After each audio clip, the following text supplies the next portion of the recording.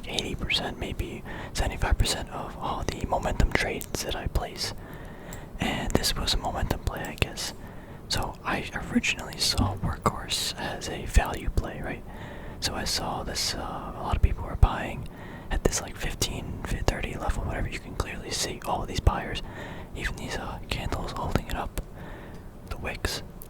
So literally any time here would have been a buy. That's a lot. That's like a whole week or two. Even here, now we saw a confirmation above, then a little dip down, and then boom, it kind of ripped up like 12% in like 2 days. And what did I do? I bought it today, like 18, like 50 or something, and I think I took like a 5% loss. That's unacceptable. That's just a dumb trade by me. And I mean, I did take a little break. I did say I didn't want to trade heavy either, and I just, it's just, humans will be humans. But anyway, this is a very important price level for Workhorse because of the trend line proceeding, or when you extend the trend line from the 2 previous highs, it touches exactly or very near where it closed yesterday, as well as this selling level at about $18. So my theory in the trade was, hey, we got this momentum, NIO killed it. Like, it just blew past, resistances, and even on good volume, like, people were actually buying and a lot of transactions were happening. And I thought the same would be for Workhorse. And the reason I went for Workhorse over NIO was I just ended up picking one, and I said, you know what, NIO, it's got no resistance above it or support. I don't know where it's gonna go. I don't know what's gonna hold. So Workhorse, I thought, you know what, if it breaks out of this heavy resistance, it'll probably shoot to this all-time high, $19. So I could have made like 8% maybe in today's trade if it went well, and it didn't, obviously. But that was my thought process behind that. But again, I need to just remember that I need to buy it when I see value, and I saw value at about $15, $16 in between here, because you can see all this support here. And yeah, I just gotta remember that. But it's okay, we make mistakes, but as long as we learn from them, we can make money and have a good life, I guess, hopefully. Anyway, let's look at some other stuff. So first, Solar was a company kind of an ascending triangle pattern. It did break out of the pattern, but this pattern is not really valid because look at the volume. It broke out, like no volume, like this is just not a pattern, so that's that. Okay. AMD, I'm getting interested in AMD again. I don't like it at this price.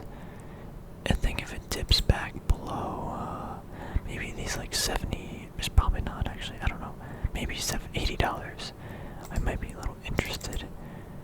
I think it's got more room to go. We had this big up move, we're having some consolidation in this zone.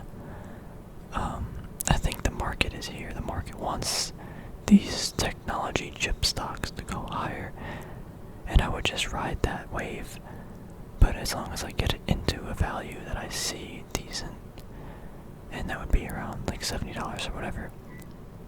So PLD, I was watching this just because it was in this kind of like tight trading zone. This is a previous all-time high, and it's kind of holding between it. I don't know if I may take a little swing trade to see if it gets back there, but that's only like a 5% move at max. But if it falls below, maybe like, I think the risk reward is there, but the money, the percentage isn't that high, especially with what all the other things are moving in the market. I think there are better opportunities, but that still looks nice. Shopify moved 5% today, and in the last 2 days, 10%. It bounced off below 1,000. I like this, but I don't have really enough reasons to like it, if that makes sense. I just like it, but not enough to trade it. What is the SPY doing, actually? SPY is just moving up, it'll do its thing. Let's see. Adobe had a massive day, yeah, and Salesforce, this is ridiculous. This is, the fact that this moved this high is, it's just fascinating. I don't know. Do I think the company is good? Yes, I think it is, but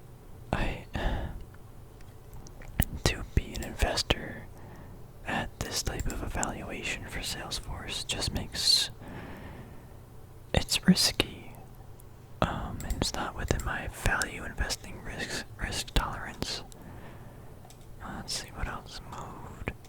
Yo, silver and gold moved a decent amount today. AG, I'm down a decent amount in this, but it had a big day. Gold had a big move, 1% too. I think silver had three and a quarter move. I was expecting to see, a move eventually, right? We've had this up period, a down, then a consolidation in the 24.5 to like 26. I thought I was actually going to go back down, but again, I'm wrong more than I'm right, I guess. But I'm still holding my shares of this, just because I don't know what exactly it's going to do. Dick's Sporting Goods, jeez. I traded this back here with this like ascending triangle kind of pattern, although it wasn't really a pattern. But I did trade it and was profitable, but wow, they're doing pretty well. It's at like their all-time high, no. Interesting. Roku, Netflix had a big day. Not entirely sure why. Why is Netflix trading higher today? Wow, my exact question. Blah blah blah blah blah. Yada yada. Interesting, they just tell me what Netflix is. I know what Netflix is. Wow, Facebook. 8% move today. What is happening? Like, this market is so confusing. But I feel like I should just hop. Here's the thing, right? I'm getting FOMO because it's like, wow, you could buy any tech stock and it goes up, right? But what do we learn from history is that, if you don't really know why you're in it, like, it's just like the tech bubble and, just bubbles in general. It's, I'm not saying this is 100% a bubble, but I would not be surprised at all if it was. These evaluations are pretty crazy. Things just move up for no reason. Oh, they have earnings. They have earnings tomorrow. Before market. I want to see how they do. I was going to invest in this a little bit, some shares, but like everything just goes up in my portfolio is up a good amount for the year as of now.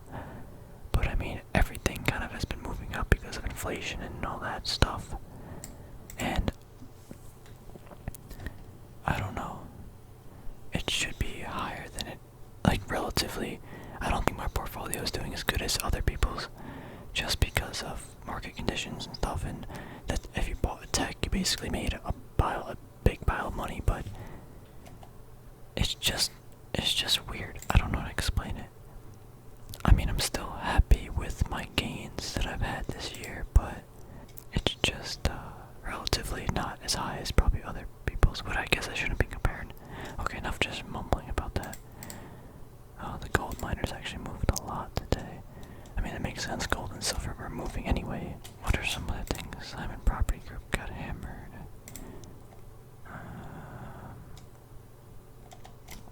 Yeah, so had a really bad trading day today. I should not have just traded to begin with.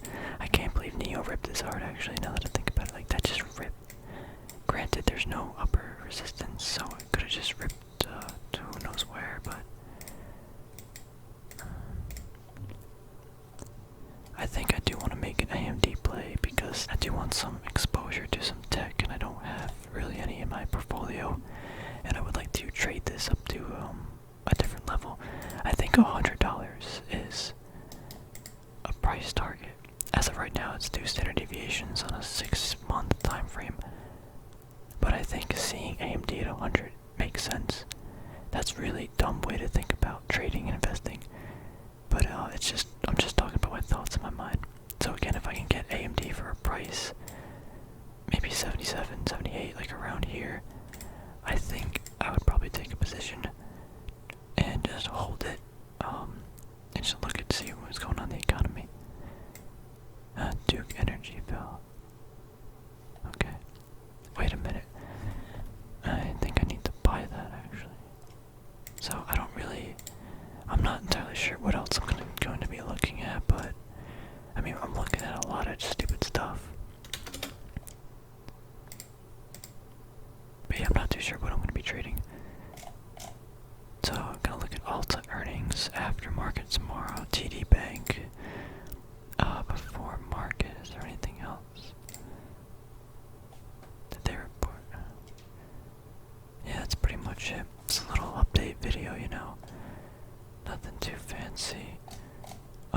So yeah, everybody, I still gotta do a lot of reading and catching up and watching videos to get back into like the mindset of, you know, trading. I don't know. I just like to know what a lot of people are thinking and what's going on before I make decisions. That might have been one of the reasons why I had such a crappy day too. It's just, yeah. So anyway, yeah, thanks for watching everybody, and have a good night.